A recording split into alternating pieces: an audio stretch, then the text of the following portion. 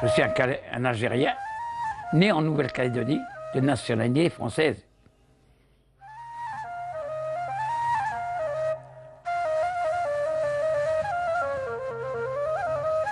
Ici, il y a beaucoup la petite Kabylie, la grande Kabylie, Constantine. Il y a beaucoup de Mostaganem, Oran, Tlemcen. Ben, nous, Djidjel, c'est la petite Kabylie, et la grande Kabylie, c'est Tizi Ouzou et tout ça, etc. Voilà, il y a quand même les Chaouis qui sont de Barika Batna. Parce que mon grand-père, c'était un Chaoui, il venait de Batna, Barika. Il venait de partout, hein. Il venait parce qu'il y en a qui viennent de la Guatte qui a enterré le père Taouti qui nous a fait avoir les 143 000 $ là, pour la construction de notre mosquée. C'est pour ça qu'ils viennent de partout, ils sont venus de partout. Mais il y a beaucoup de la grande Kabylie, de la petite Kabylie aussi, de Constantine, beaucoup de Constantine, quoi.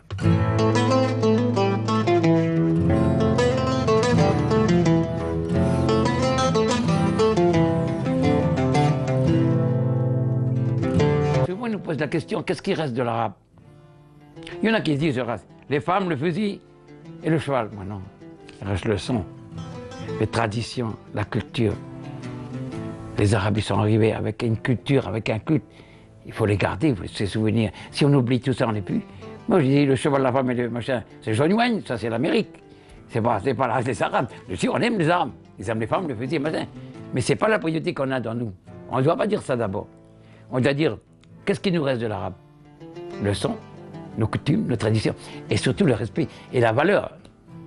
Et puis, cette solidarité qu'on a entre l'Algérie et nous. Quand on a eu la catastrophe en Algérie, le grand tremblement de terre, là, je crois que c'était un grand village, eh bien, j'ai fait une journée, on a récolté 700 000 francs, j'ai fait une tombola, avec les amis, hein, pas moi tout seul. Hein. Il y avait Faye, il y avait Paul Abdelkader, le patron, il y avait tous, j'étais président à l'époque. J'ai demandé de faire une journée, et on a envoyé à la Croix-Rouge 750 000 ou 720 000. Il y a eu dans les nouvelles. Alors vous voyez, je pense tout. C'est là. Moi, c'est là. Bon, je n'arrive pas à le dire parce que je ne suis pas un grand orateur, je n'ai pas été beaucoup à l'école. Mais les gens, quand s'ils pourraient lire dans mon cœur, ils verraient que beaucoup de choses que je n'arrive pas à dire.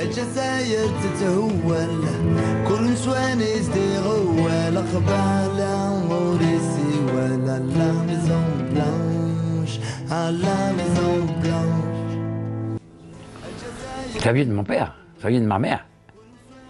Parce qu'eux, ils ont toujours essayé de nous parler. Donne-moi le pain roux, mousse, ça, etc. Pour notre famille, à nous, les Bouffnès, ça a été plutôt culturel et culturel. Parce que mon grand-père, Bouffnès Belkacem Ben Ahmed, lui, il a gardé les coutumes et les traditions. C'est-à-dire, il faisait 9 sadakas par an. Parce que les gens, il y avait des pauvres ici qui ne pouvaient pas faire des sadakas pour les morts, pour les décès. Ben lui, il prenait en charge. Les gens, ils ont dit, le père Bouffnès, c'était le seul qui faisait le plus de sadakas. 9, 10 par... Il a donné tous des noms arabes à ses enfants. Il y en a qui ont donné des noms français, lui non. Ahmed, Zora, Zinem, Messad.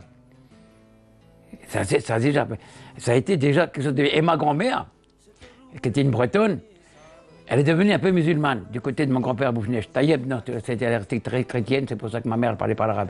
Mon père, lui, parlait l'arabe couramment. Mais c'est normal, à 8 ans et 10 ans, il partait à cheval avec les Arabes, avec le père pratique parlait l'arabe couramment, pourtant c'était un Italien, mais il parlait couramment l'arabe. Et mon père, vous savez que mon père parlait couramment, et moi je me rappelle, tous les vieux qui venaient ici, ils venaient parler avec mon père, parce que mon père parlait couramment l'arabe. Et mon père, lui, il a été encore plus que mon grand-père.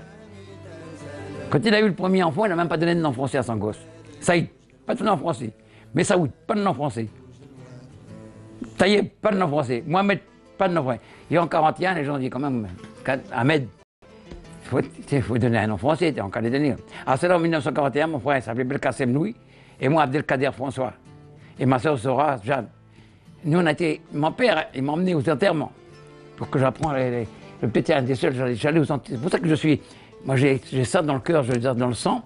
Ma mère m'emmenait partout, aux enterrements, dans les coutumes, les traditions, dans les sadakas. Et après, les gens, tellement ils me parlaient que mon grand-père, tout ça, moi, c'est ancré dans moi. C'est Moi, pour moi, je suis un vrai Algérien. On nous appelle les Arabes ici. Et ben, moi, je suis un vrai Arabe qui a parlé, qui a des culturels. Et en fin de compte, en plus, on s'est battu. Mon père, mon grand-père, comme Miloud, mon grand-père, c'était quand même. Mais quand les gens sont venus demander, parce qu'il n'y a pas d'école à Nessadiou, et pas de terrain.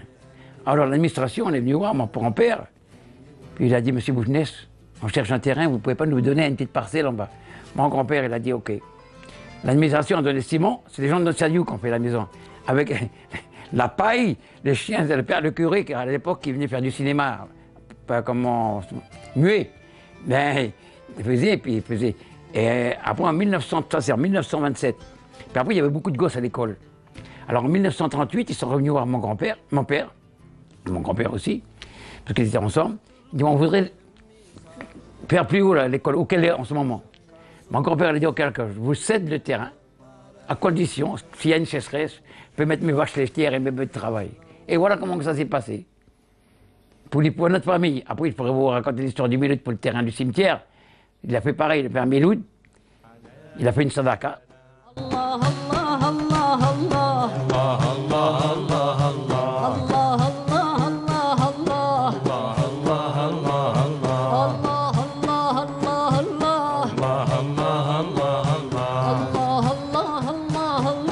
Et Sidi Moulay Béchir, il habitait, il avait un machin à Reski, il avait un magasin plus plein, il manquait du pain, le khoubz. Et puis, ben il a dit là, je vais traverser la rivière, je connais, il y a un passage. Mais à ce moment-là, la rivière l'a emporté, il l'a noyé, ils l'ont retrouvé 8 jours après. C'est les vieux qui manquaient debout, dans la bambounière, intact. Intact, le vieux, mais le dernier qui parlait arabe, il m'a dit, le vieux, mais Ali, m'a dit, mais c'est pas croyable, les choses ont dit intact.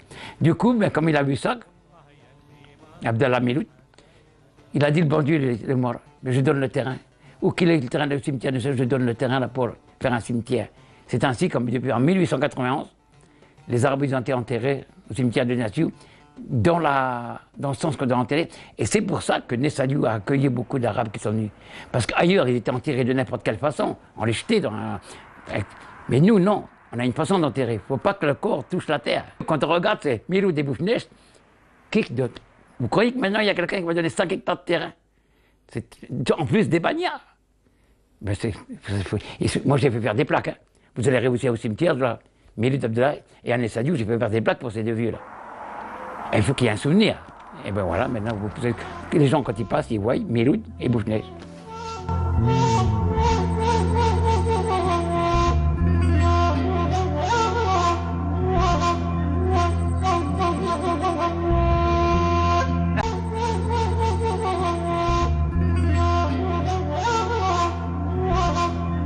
J'ai quelque chose à dire. Lorsqu'on est arrivé à Barika, je peux vous dire les gens comment ils sont. Et Saïd Oulmil a dit, on ne peut pas aller à Barika chez ton grand-père. Descends 5 minutes, 2 minutes, on va faire une photo, puis nana. Et là, il y avait deux, on les appelle les Arabes, on a tellement l'habitude, c'était 2 Algériens qui étaient là. Puis les autres, ils étaient là-bas. Puis je descends, puis il dit, les deux me disent, mais toi, t'es calédonien, tu t'es d'Algérie, de Calédonie, oui. T'es d'où, toi? Je dis, mon grand-père, il est de Barika. Yallah. Quand vous venez chez le Barika, 500, ils auraient soulevé le cas. Saïd Oulmil était fou. Et il était étonné de voir ça. Il nous donnait, il donnait un stylo, il donnait, qu'est-ce qu'ils avaient? Moi, il m'a donné un stylo, une pointe de bic, que je l'ai gardé des années. Mais c'est pour ça que je dis, l'accueil qu'on a ici, et puis ici, pour moi, c'est pareil, il n'y a pas de différence. Hein. Nous, c'est nous qu'on a gardé les coutumes de...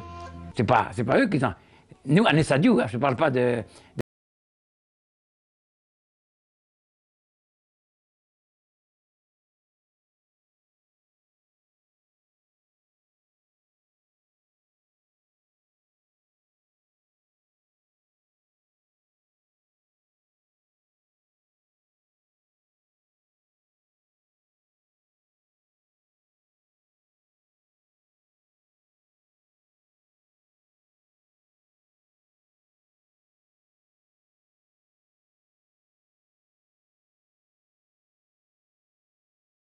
Et là, j'ai obtenu mon passeport dans la journée. Et du coup, mon fils Yael, il a pu avoir un visa directement par rapport que j'étais devenu algérien. Et quand on a été dans l'avion, et qu'on a vu l'Algérie pour la première fois, on a tous été, le cœur a battu parce qu'on voyait le pays de notre grand-père. C'est la première fois. Mais là, on n'était pas libre, la première fois. On n'était pas libre parce que moi, je ne pouvais pas aller partout. La deuxième fois, on a été avec Stan et Haïfa, et là, on était plus libre. Mais là, quand je suis arrivé, j'étais dans le pays de mon grand-père. Et avant de partir, j'avais dit à mon père, à la famille, moi, quand je vais arriver en Algérie, je vais embrasser la terre où mon grand-père il était. Et je l'ai embrassé cette terre.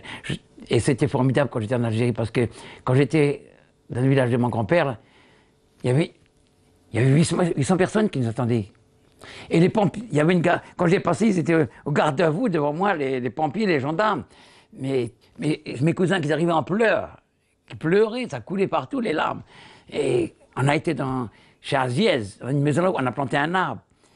Mais là, je suis étonné, je dis, mais regarde, chez notre famille, il y a des rouquines. Moi, je croyais que les Arabes étaient tous bruns. Mais non, il y a des rouquines, il y a des trucs comme dans les... Eh bien, ça m'a étonné, ça m'a étonné. Mais sauf là, c'est la famille Bouchnech, ils ont un garçon strict quand même, parce que les femmes, c'est les femmes, les hommes, c'est les hommes, c'est une famille stricte. Après, j'ai été avec mes deux fils, mais là, ça a été plus particulier avec mes enfants en 2011. Et là, on a été où habitait mon grand-père, sur sa plateforme. Et là, on a pleuré. Moi-même, et le vrai cousin de mon père, Mohamed, il s'est parti, les autres, tous, ils s'en étaient parce que on se voyait là qu'on était nés là. On voyait quand notre grand-père, il était là, notre père, il était là. Et ils nous ont dit, c'est chez vous, ça. Ça vous appartient, tout ce lot-là. Voilà la source de votre grand-père qui buvait, une source qui coule de la montagne. Nous, on a vu.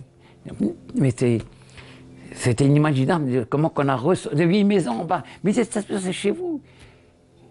Mais c'est formidable, c'est l'accueil qu'on a eu. Mais moi, le plus, je me relèverai toujours, c'est sur cette plateforme, plein de cailloux, où mon grand-père était. J'ai vu Yael pleurer, Nadir pleurer, et moi je ne l'ai pas fait. Je ne pouvais pas faire plus que... Mais les larmes ont coulé, mais je ne pouvais pas parce que... Et le vieux Mohamed, parce que ça m'a fait plaisir aussi, c'est que le vieux Mohamed, il est venu, il m'a dit, Kader, t'es plus Bouchnech. Je lui ai dit, pourquoi? Parce que ton grand-père et mon grand-père, c'était deux frères. Toi, tu es de la troisième, ton père et toi. Nous, on est de la troisième, on n'a pas d'un... C'est-à-dire que tu es plus Bouchnech que nous. Alors là, ça m'a touché plus, parce que les Arabes de là-bas, ils disaient que moi, je suis plus Bouchnech qu'eux, alors que je suis à 20 minutes de 1000 km. Ça m'a touché, et c'est resté là. Ça. Le vieux Mohamed, il pleurait. Mais l'Algérie, pour moi, ça a été vraiment un beau voyage.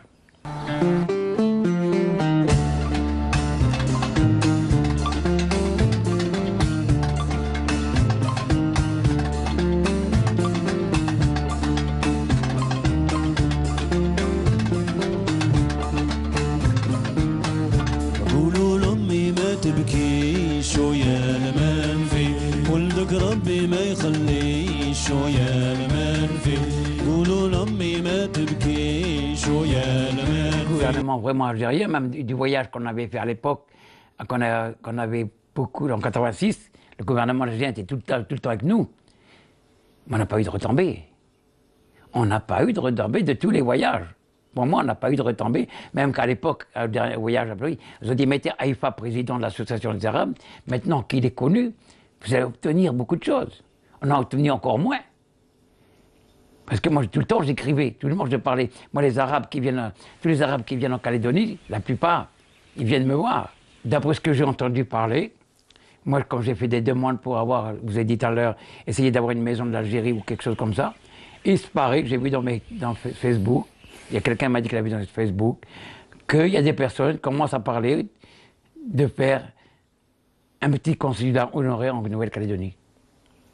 Et j'espère, si Dieu le veut, qu'on va réussir. Moi, je voudrais qu'avant de mourir, qu'on ait un consul honoraire en Calédonie, que le drapeau algérien en Calédonie, qu'on peut aller là-bas, se mettre dessous ce drapeau, avec fierté, parce qu'il sera légal. On en a, nous, mais ils sont dans la maison.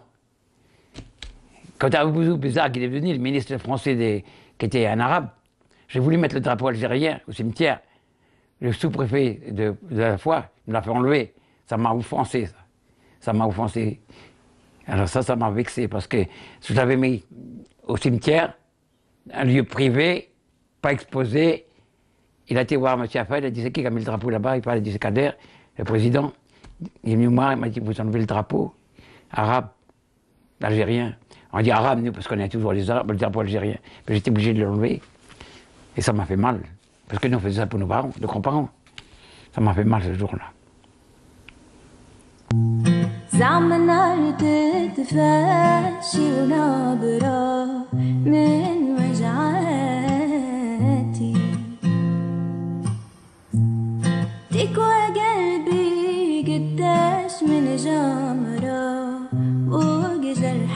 Si je pourrais avoir le gouvernement, il pourrait m'accepter de me rencontrer.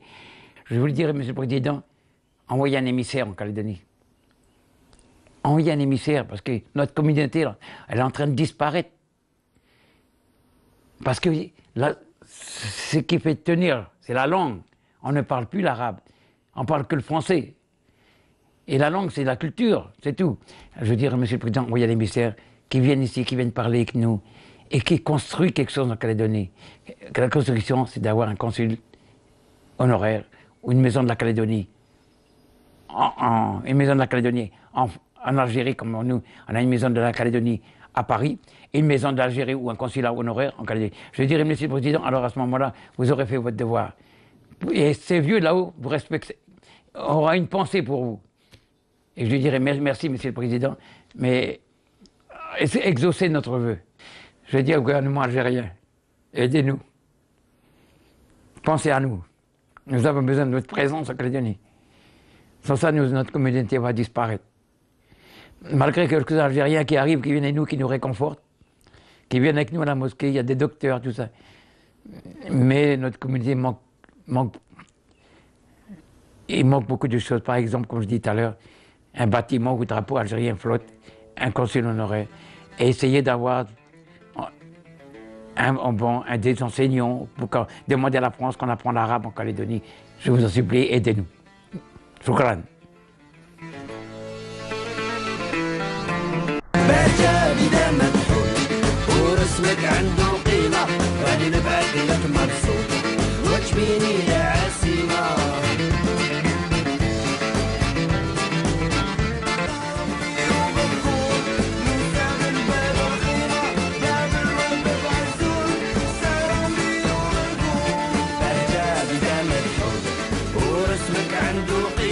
راني نبعث لك منصور وتبيني يا عسيمة.